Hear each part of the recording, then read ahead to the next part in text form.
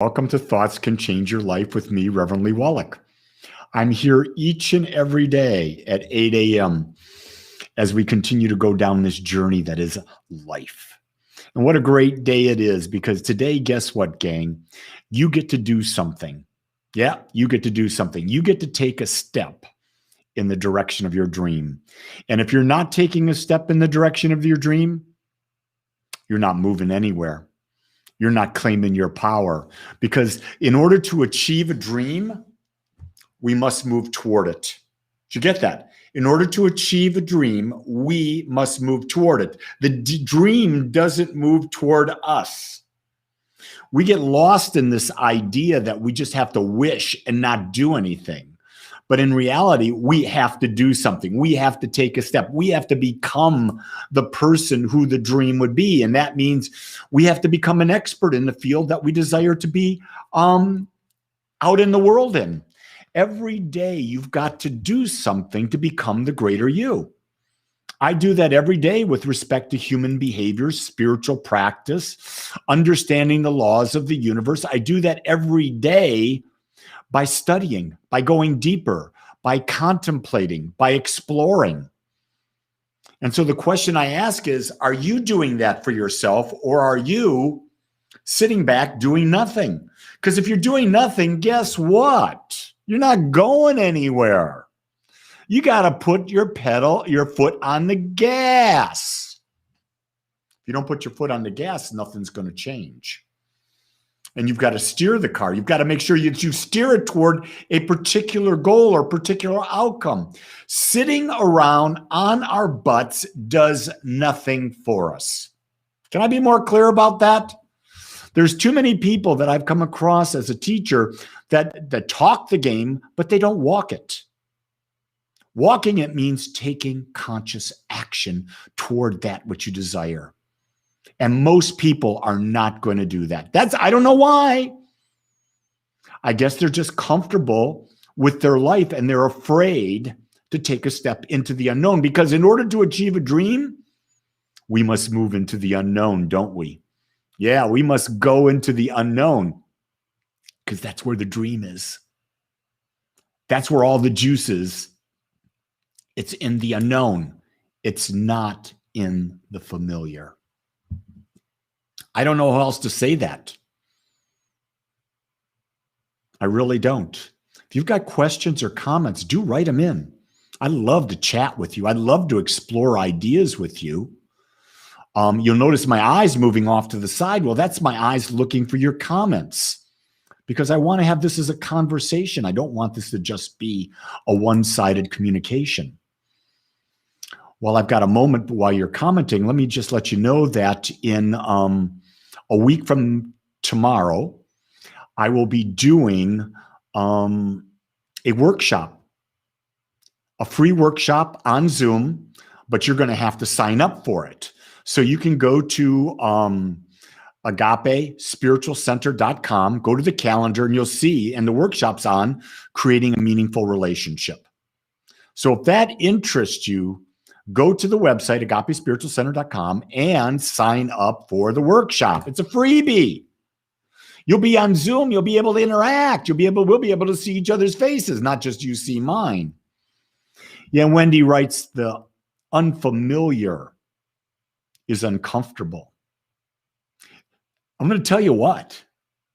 Gang, we're in for the wildest ride of our lives over the next few years, because change is going to be happening in ways that we cannot imagine. And I'm going to tell you right now, if you're not comfortable with the unfamiliar, you're going to be miserable. So start becoming comfortable with being in the unknown. Start becoming comfortable in the newness. Start becoming comfortable in the contrast. Because we're going to be facing more contrast than we've ever have. And in order to live a fulfilled life, we've got to claim our power back, don't we? Got to claim our power back. Keshav says, what kind of changes? Keshav, I don't know exactly what they are, but here's what I know. Love is being challenged every day in a greater and greater way because we are being bombarded with taking sides, either politically to the right, politically to the left, either spiritually to this religion or to that religion, into believing in climate change or not believing in climate change, to being this race against that race, to be for a vaccine or not for a vaccine, for freedom or not freedom, to doing it for all or universal freedom. It's our power gets taken away through the use of fear. So here's the key to understanding if things are happening. What are you hearing? What is the general tone out in the world? The general tone is fear. Fear is being created by politicians, being created by doctors, it's being created by the media, it's being created by business, it's being created by family members. And what does fear do? Fear is a mechanism that's been used to control people. It's a mechanism to take away people's freedom. And what I'm saying is you have to stand in your right to be free, and you can't care what other people think.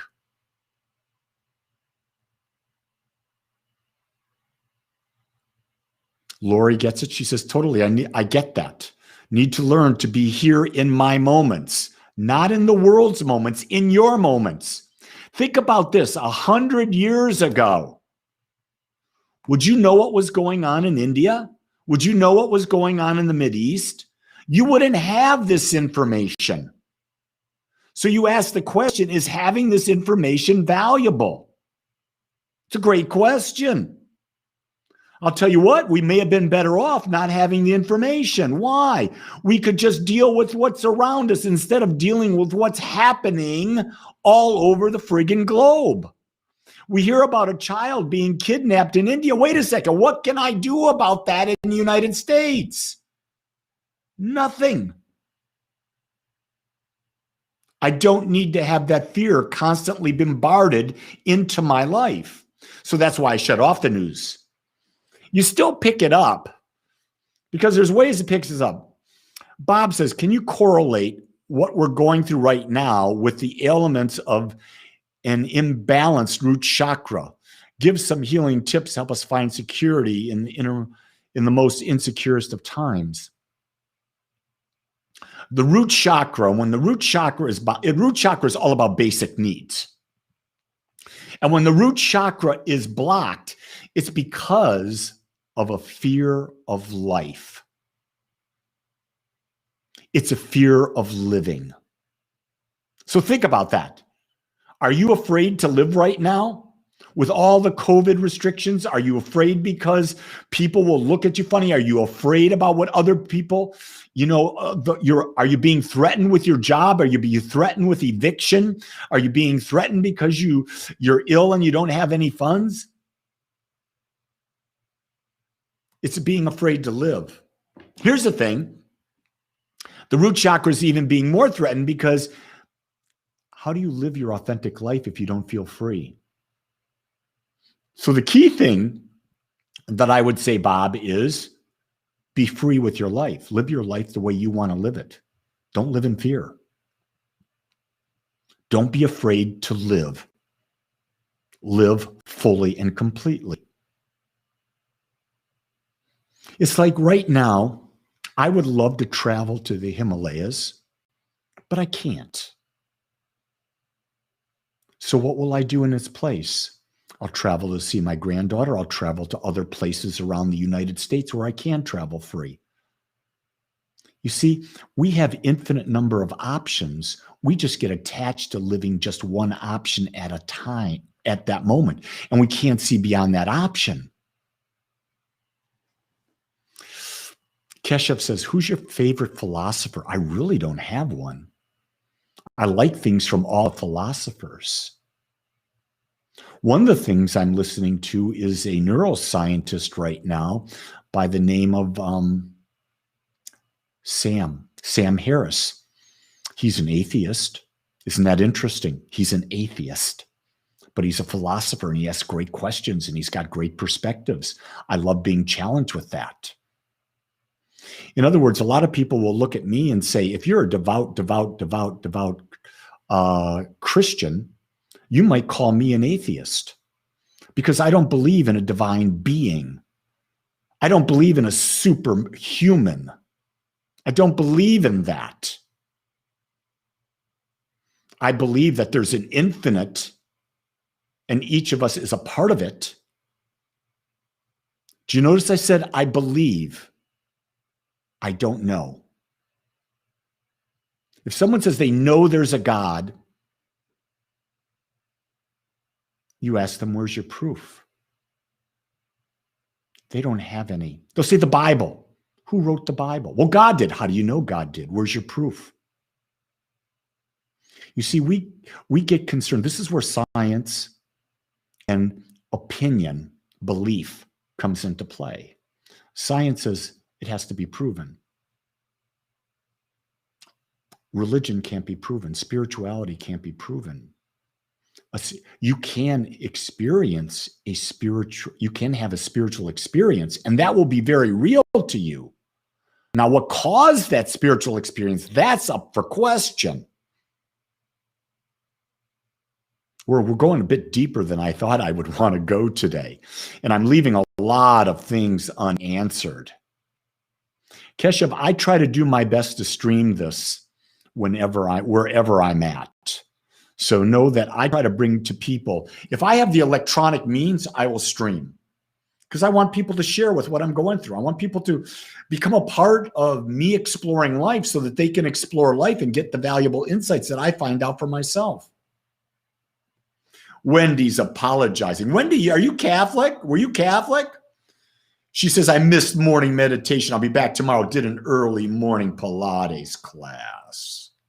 It's like you're going to the priest to confess your sins, girl. Hey, I want you to do 3 gratitudes, 4 meditations, and your soul shall be healed.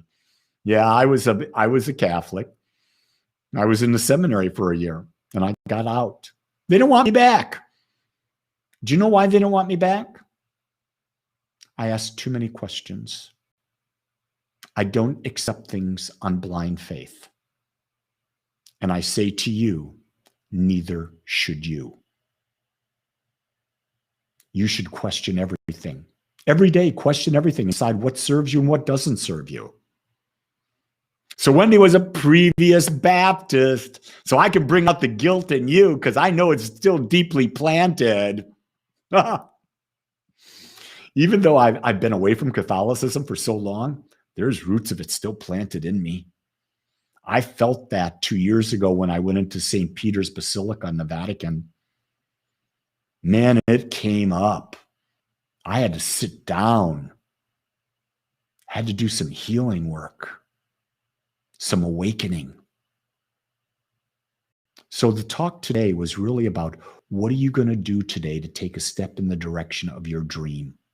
What are you going to do today to take a step in the direction of your dream? One little step is all I'm asking you to do. If you do one little step every day, you will have a life that you will be proud to talk to anyone about. So I'm here to support you. I'm here to let you know that if no one else does, I accept you as you are. And that means I love you. So until tomorrow, you create a great day because you are beautiful just the way you are. Aloha, everyone.